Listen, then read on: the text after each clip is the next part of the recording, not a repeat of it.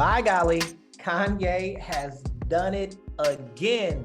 That is right. Ye West has managed to get under the skin of a very large percentage of Americans, or at least Americans on Twitter. He has managed to do that once again with his whirlwind of tweets and interviews, one with Tucker Carlson, the other with Nori on the Drinks Champ podcast. And he has been accused of being anti-Semitic. He's taken a lot of heat right now in this moment for his comments on George Floyd, saying that George Floyd died from fentanyl overdose, or from the use of fentanyl, and not from a knee that was placed on his neck by a police officer. Well, my goodness, it's a lot. It's a lot, and I want to give my perspective on it.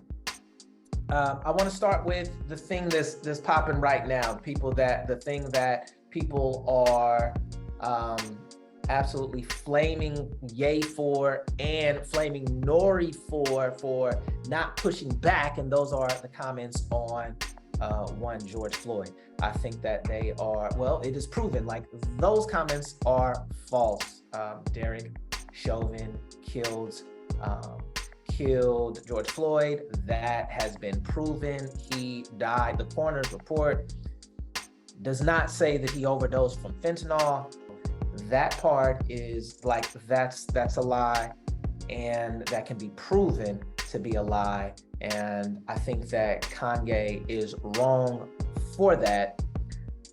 Now, I want to take a few steps backwards, and I want to be as objective as possible when I say this, because that happened in the first few minutes of a whole hours-long interview.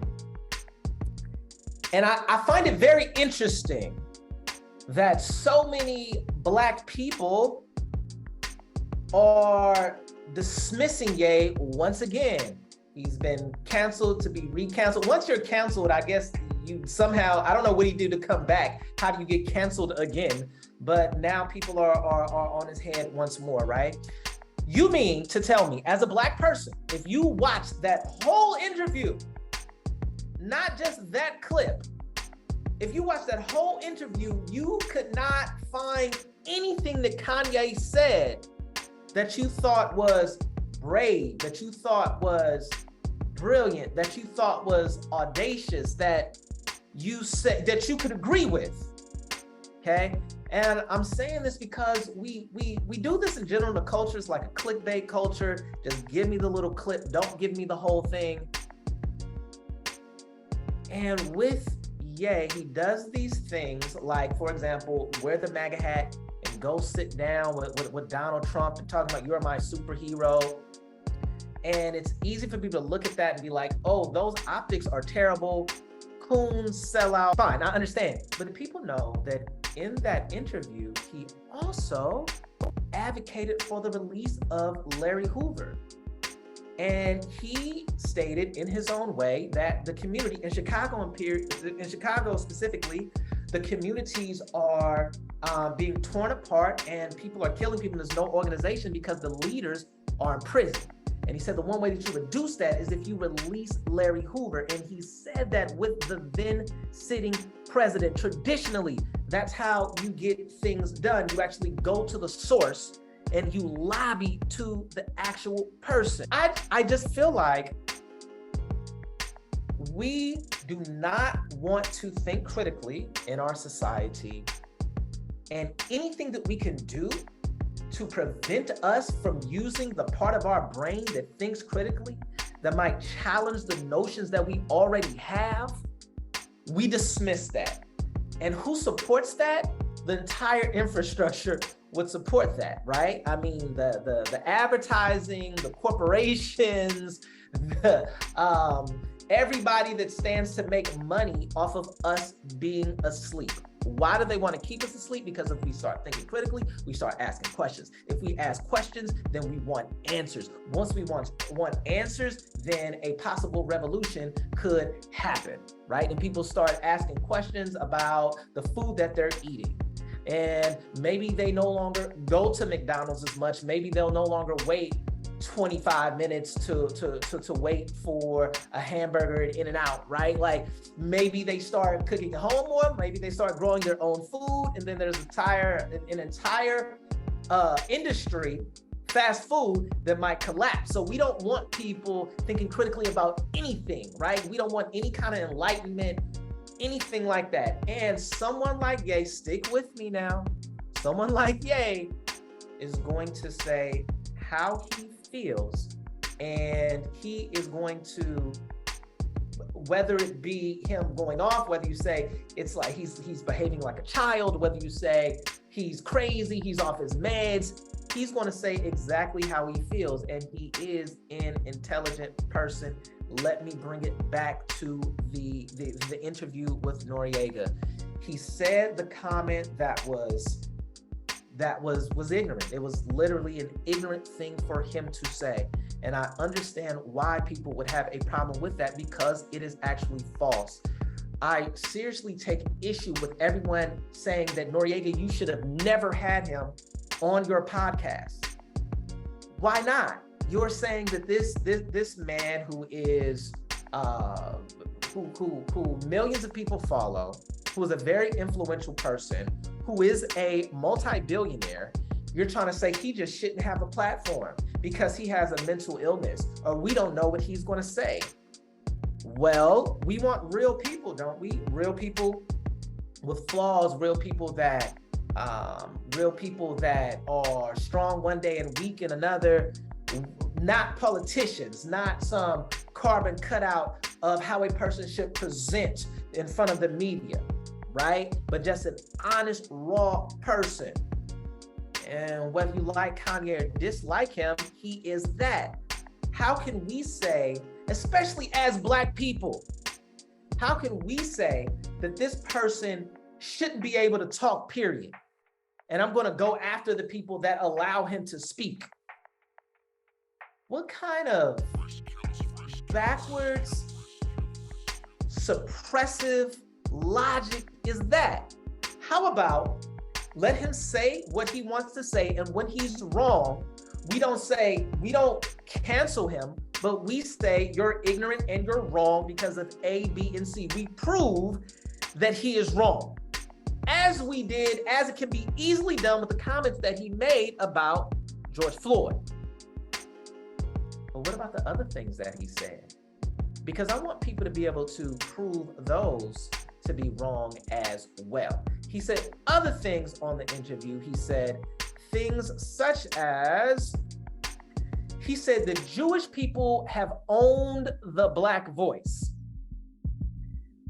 The same way that we proved that what he said about George Floyd dying from fentanyl is wrong, how about we put that same energy into saying that no, Jewish people have never owned the Black voice?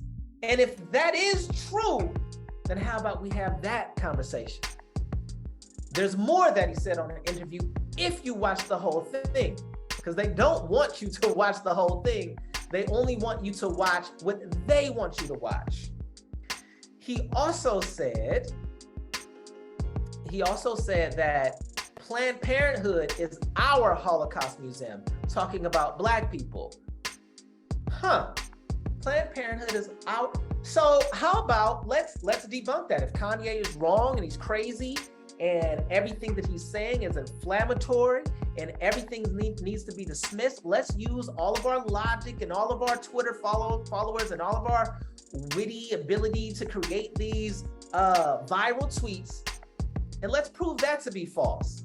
That Planned Parenthood was not started by Margaret Sanger, who was passionately into population control of poor people and Black people. Let's prove that to be false. Let's put that same energy out there and say, no, that's false because of A, B, and C.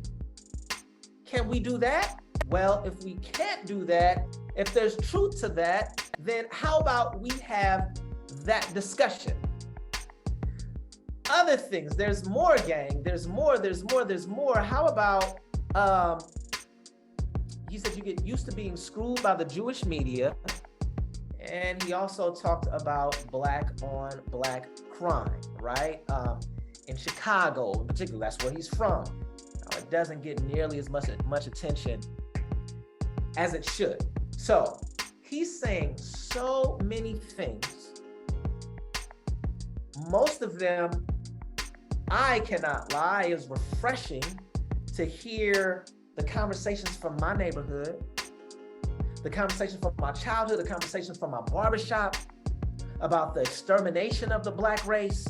I grew up listening to X-Clan. I listened to Arrested Development. I listened to a rapper called Ascari X, who used to say things like they put alcohol in the community to destroy us, and they put guns in the community to destroy us. And so we were talking about these things. We were talking about extermination of the black race, but now what he is doing, he is talking about that, the black on black crime, but he's also talking about the outside forces that are suppressing our voices, owning our voices, and who are also killing us, according to Kanye. That is his take on Planned Parenthood. Now, if you have a different take on Planned Parenthood, if you have a different take on Margaret Sanger, let's have the discussion. Let's have critical discourse.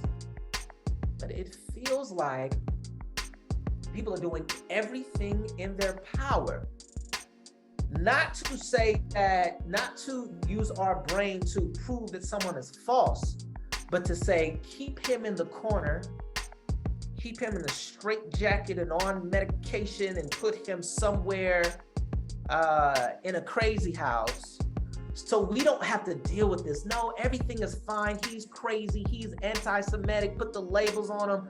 Put him somewhere away. You don't have to deal with that. You don't have to entertain that. You don't have to let that run through your consciousness. All of that is false. It's all false. Don't worry about it. Go right back to sleep.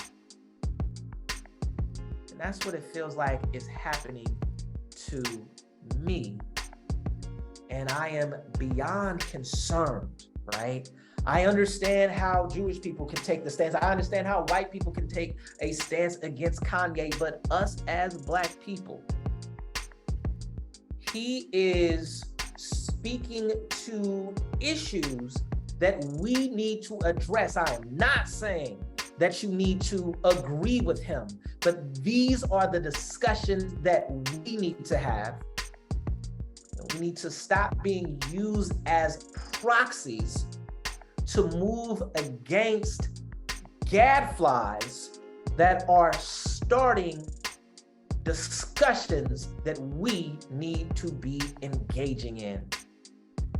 That is my take on the Kanye issue, on this past week and a half that Kanye has owned social media and owned the media at large. Okay, so listen, if you're still with me and you disagree with me, then how about we practice how I want people to engage with Kanye and write down in the comments why you disagree with me, what exactly you disagree about. You do not have to get upset and, unsubscribe or whatever you're gonna do. I'm not nearly big enough to be canceled, but whatever. So check it out, man. Get back at me, man. Thank y'all for being down, man. And listen, man, please send some of these videos to your mommy, your auntie, your play cousin, your granddad, and your little brother too, because I'm trying to get as many people under the tent as possible. You dig? I'm trying to grow. I got something to say. Peace, tribe. And another